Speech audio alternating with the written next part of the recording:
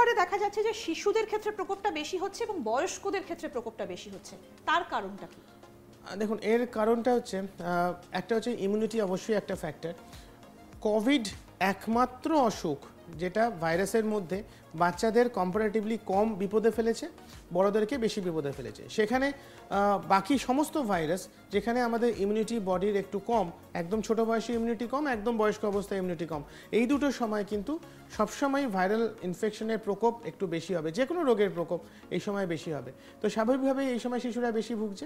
Plus এই 2.5 বছর ধরে কোভিডের পর এতদিন গৃহবন্দী থেকে প্রথম যখন স্কুলে যাওয়া শুরু হয়েছে, সবকটি বাচ্চাই কিন্তু অনেক দিন বাদে আবার বাইরের অ্যাটমসফিয়ারে এক্সপোজড হচ্ছে, সেটাও কিন্তু একটা অ্যাড অন এফেক্ট কিছুটা হলেও করছে বলে মনে হয়। আমি একটু যাব, আরেকটু প্রশ্ন নেব। অনেকে প্রশ্ন করতে শুরু করে দিয়েছে। তথাগত চ্যাটার্জি বলছেন, দিন 7 আগে জ্বর এসেছিল, ওষুধ খেয়ে কমেছিল, 5 দিন ধরে ফের জ্বর সর্দি কাশি, কি করে কমবে? প্রথম কথা হচ্ছে, দেখুন কি কারণে জ্বর সেটা দেখতে হবে। জ্বর কোনো অসুখ না, জ্বর একটা উপসর্গ মাত্র। তো আপনাকে আগে নিজের চিকিৎসকের সাথে যোগাযোগ করুন।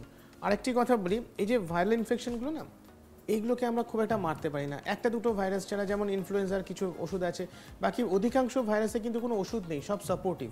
কিন্তু কিছু কিছু ভাইরাস কিছু কিছু পেশেন্টকে তার যে শ্বাসযন্ত্রটা সেটাকে ঝাঁঝরা করে দেয়। সবার ক্ষেত্রে হবে না, ঠিক কোভিডে যেমন হয়, এই ভাইরাসগুলোর ক্ষেত্রেও তাই। এই শ্বাসযন্ত্রকে যখনই ড্যামেজ করলো, তখন সেখানে সেকেন্ডারি একটা ব্যাকটেরিয়াল ইনফেকশন, যেমন নিউমোকক্কাস, নিউমোনিয়া বা অন্যান্য কোনো ব্যাকটেরিয়াল ইনফেকশন, সেটা কিন্তু বাসা বাঁধার একটা সম্ভাবনা থাকে বিকজ অফ লো ইমিউনিটি। তো সেরকম কিছু সেকেন্ডারি ইনফেকশন হচ্ছে কিনা, অথবা এই যে ভাইরাসের যে তারতম্য, কেউ একটা ভাইরাস তো আর রাজত্ব করে চলছে না, পাশাপাশি 2-3টে ভাইরাসের একই রকম প্রকোপ দেখা যায়। তো সেই ক্ষেত্রে একটা থেকে বেরিয়ে অন্য একটা ধরলো কিনা, বা সেকেন্ডারি ব্যাকটেরিয়াল ইনফেকশন হলো কিনা, সম্ভাবনা সবকটাই সম্ভব। সেক্ষেত্রে আপনাকে আপনার চিকিৎসকের সাথে যোগাযোগ করে চিকিৎসা করতে হবে। বাট ইট ইজ পসিবল যে আজ একটা ভাইরাস থেকে উঠে আসলাম, 7 দিন বাদে আবার একটা ভাইরাসে রোগের সংক্রমণ হলো, সেটা সম্ভব।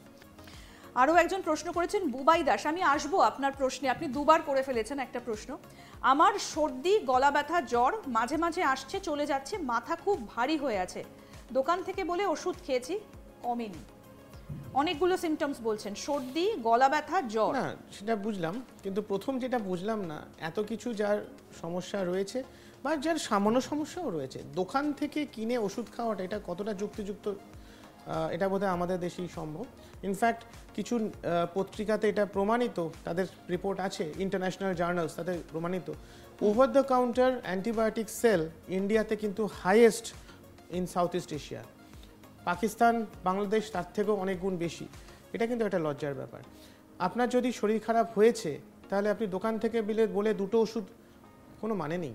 আপনার যদি কোনো রকম এটা হয় যে আমি ডাক্তারের ফিজ পাচ্ছি না, তাহলে আপনার নিকটবর্তী স্বাস্থ্যকেন্দ্রে আছে। এখন প্রত্যেকটা স্বাস্থ্যকেন্দ্রে কিন্তু ডাক্তার আছে, হাসপাতালে কিন্তু ডাক্তার আছে, সেখানে চিকিৎসকের পরামর্শ নিয়ে ওষুধ খান। আর যে সিমটমসগুলো বললেন, এগুলো সবকটাই কিন্তু এই যে রোগের যে আপ ডাউন কিছু দিন ধরে হচ্ছে, 5-7 দিন ধরে, এটা কিন্তু ভাইরাল ইনফেকশনে এই জাতীয় অসুখ কিন্তু হয়। আর সবথেকে বড় কথা, ভাইরাস ইনফেকশন কমানোর জন্য আলাদা করে কোনো ওষুধ দিয়ে কমিয়ে দিলাম, সেটা বাবা হবে না। এটা সাপোর্টিভ থেরাপি। যদি সেকেন্ডারি ইনফেকশন আছে, সেটাকে কন্ট্রোল করতে হবে। কিন্তু প্রাইমারি যে রোগটা হয়েছে, যদি ভাইরাসই হয়ে থাকে, তাহলে তার কিন্তু সাপোর্টিভ চিকিৎসা এবং অপেক্ষা করতে হবে যতদিন আস্তে আস্তে কমছে, ততদিন ওয়েট করতে হবে। এ ব্যাপারে একটা উদাহরণ আমি আমার পেশেন্টদের দিয়ে থাকি। প্রচণ্ড কাশিটা তো বেড়ে যাচ্ছে, এবার কাশিটা খক খক খক খক করে কাশছে। তো আমি একটা উদাহরণ দিই, আমরা অনেক রকমের কাফ সিরাপ ব্যবহার করতে পছন্দ করি, এটা নয় এটা, ওটা নয় ওটা। এই 5 মিশালি পাঁচন বা কাফ সিরাপের অ্যাকচুয়ালি এই ক্ষেত্রে দারুণ কিছু রোল নেই। এটা বড়জোর 20-30% একটু টেম্পোরারি আরাম দেয়, কমে কিন্তু আপনা থেকে। গলায় ভাত আটকালে যখন আমরা বিষম খাই, আমরা তো কাশি, তখন কি এই কাফ সিরাপ সেই কাশিটাকে থামাতে পারে না। ভাতটা গলা থেকে সরে গেল, কাশিটা কমে গেল। এক্ষেত্রেও ভাইরাসের এফেক্ট মেইনলি কিন্তু গলা, নাক, এই আপার এয়ারওয়েতে। তো সেই জায়গা থেকে ভাইরাসটা আস্তে আস্তে আস্তে আস্তে যেমন সরে যাবে, অসুখের প্রকোপটাও কিন্তু আস্তে আস্তে আস্তে আস্তে তখন সরে যাবে। ততদিন ধৈর্য ধরে অপেক্ষা করতে হবে, এর কোনো শর্টকাট নেই বাবা, একটু ওয়েট করতে হবে।